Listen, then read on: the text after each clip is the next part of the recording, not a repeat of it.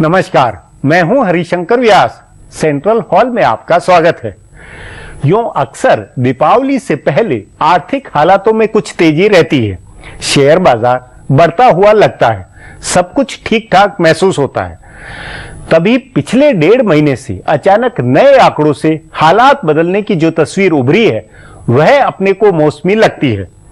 बावजूद इसके इसमें एक छाप रिजर्व बैंक के नए गवर्नर रघुराम राजन की है। उन्होंने लीक से हटकर कुछ ऐसे टोटके अपनाए हैं जिनसे रुपया सुधरा है। उधर केंद्र सरकार की एजेंसियों से एक के बाद एक बेहतरी के आंकड़े मिले हैं। अंतर्राष्ट्रीय मुद्रा कोष भले विकास दर कम होने की भविष्यवाणी कर रहा है, लेकिन वित्त मंत्री चिदम्बरम जोश में है।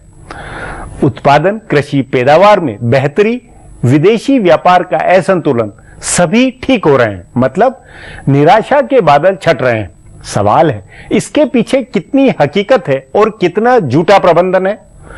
क्या सचमुच भारत की अर्थव्यवस्था के फंडामेंटल मजबूत बने हैं? डॉक्टर मनमोहन सिंह और पी चिदम्बरम की टीम मार्च तक भारत को सरपट विकास की रफ्तार क्या दे पाएंगे? आज इस पर चर्चा है। अंतर्राष्ट्रीय मुद्रा कोष की बैठक में वित्त मंत्री पी चिदम्बरम ने जोरदार भाषण दिया। लबोलुआब यह था कि मुद्रा कोष ने भारत की आर्थिकी को लेकर जो हिसाब लगाया है वह ठीक नहीं है। मतलब वित्त मंत्री ने आर्थिकी के सुधरने का भरपूर भरोसा जाहिर किया है। इस पर चर्चा के लिए आज मेरे साथ आर्थिक मामलों के जानकार आनंद प्रधान है।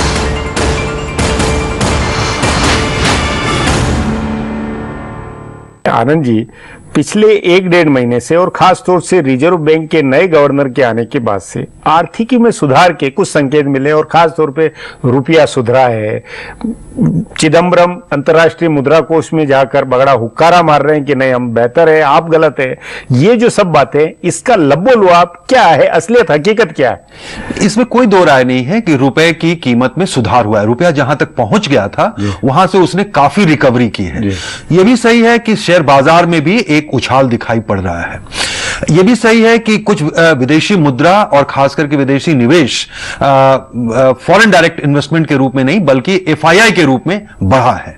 लेकिन ओवरऑल जो इकोनॉमिक इंडिकेटर्स हैं जिनके आधार पर किसी अर्थव्यवस्था की सेहत को नापा जाता है या समझा जाता है, वो अभी भी कोई बहुत अच्छे नहीं दिखाई पड़ रहे। मैं पहले इसमें यह जानना चाहूंगा कि रुपया क्यों सुधरा है? रुपये के सुधरने के साथ में जो दूसरी करेंसियों के साथ जो स्वेपिंग है, वो उसका क्या है जमेला? क्या जरा सब हल्के से बताया जाए। तो असल में रुपए की सुधरने की जो सबसे बड़ी वजह थी वो ये थी कि अमेरिका से जो संदेश आया था कि फेडरल रिजर्व जो इजी मनी की पॉलिसी है उसको वापस ले सकता है, ऐसा संकेत उसने दिया था।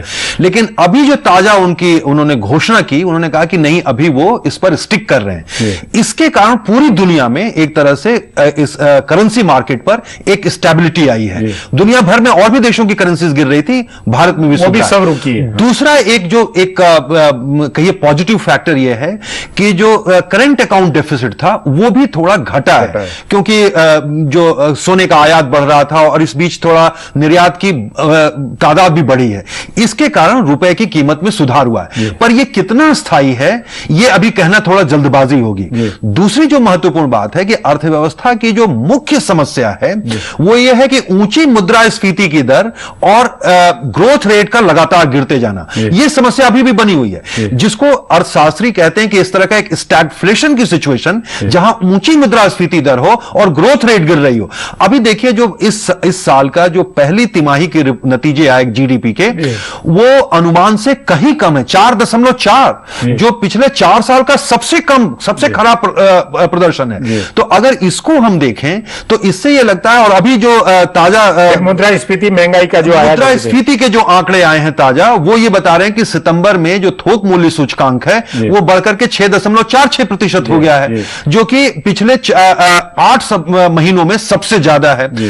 इसके मतलब ये जो पिछले दिनों चर्चा थी कि रघुराम राजन के आने के बाद ब्याज दरों में कटौती करेंगे वो और थोड़ा एग्रेसिव पॉलिसी लेंगे पिछले गवर्नर की तुलना में। पिछले गवर्नर की इस बात को लेकर काफी आलोचना हो रही थी, वो तो उन्होंने पिछले रिव्यू में भी नहीं किया और अब 29 अक्टूबर को जो रिव्यू करने जा रहे हैं उसमें भी उनके हाथ और बंध गए।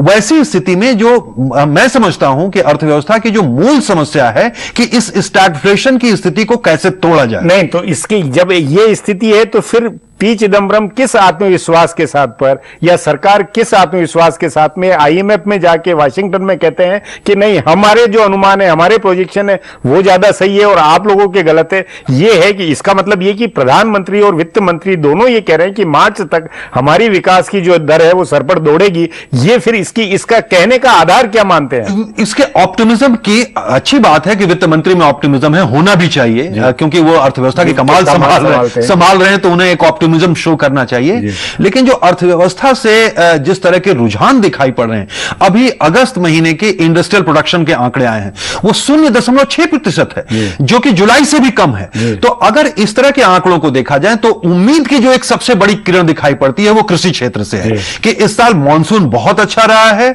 और उस मानसून के कारण जो कृषि की विकास दर है वो 5% से ऊपर जाने की उम्मीद। मैं फिर एक बात कहूंगा, ये जो कहा मानसून अच्छा है कृषि, तो उसी हिसाब से खाद्यान्न की जो कीमतें हैं खाद्यान्न चीजों की वो कम होनी चाहिए, लेकिन वो आंकड़ा तो नहीं आ रहा है। ये एक बार फिर से फिर बहुत अजीब बात है। ये एक सचमुच में चौंकाने वाली बात है कि आपका कृषि उत्पादन बढ़ रहा है, मानसून ठीक है और उसके बावजूद जो सितंबर के आंकड़े आ रहे हैं थोक मूल्य सूचकांक के, उसमें यह पता चल रहा है कि आपकी जो खाद्यान्नों का मुद्रास्फीति है वो 18% से ज्यादा बढ़ गई है। तो यह बताता है कि कहीं ना कहीं सप्लाई साइड जो कंस्ट्रेंट्स हैं उसको अभी भी सरकार मैनेज नहीं कर पा रही। जैसे प्याज की कीमतें 323% बढ़ी, तो प्याज की कीमतों ने, फल की कीमत ने, खास करके सब्जियों की कीमत ने इस पूरे आंकड़े को गड़बड़ा दिया है। अब यह मैं समझता हूं कि यह सरकार की और राज्य सरकारों की भी एक तरह से फेलियर है जिसको वो मैनेज नहीं कर पा रही हैं, होर्डिंग पर मैनेज नहीं कर पा रही हैं, सप्लाई को स्मूथ नहीं कर पा रही हैं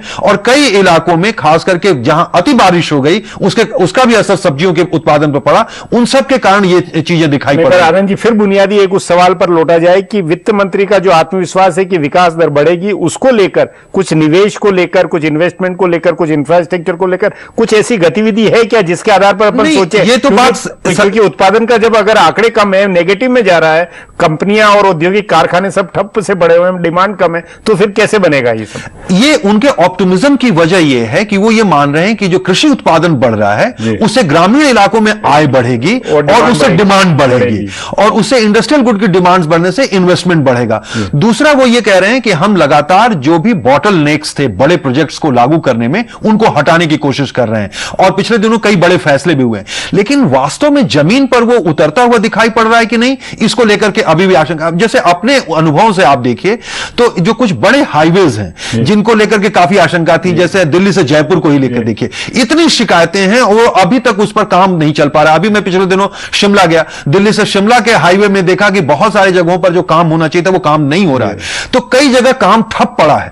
अगर इस तरह के मेन हाईवेज पर काम नहीं हो रहा है, जो बड़े प्रोजेक्ट्स हैं, बिजली के प्रोजेक्ट सारे ठप पड़े हैं, तो फिर कैसे बनेगा? ये अपने आप में एक पहली सवाल है।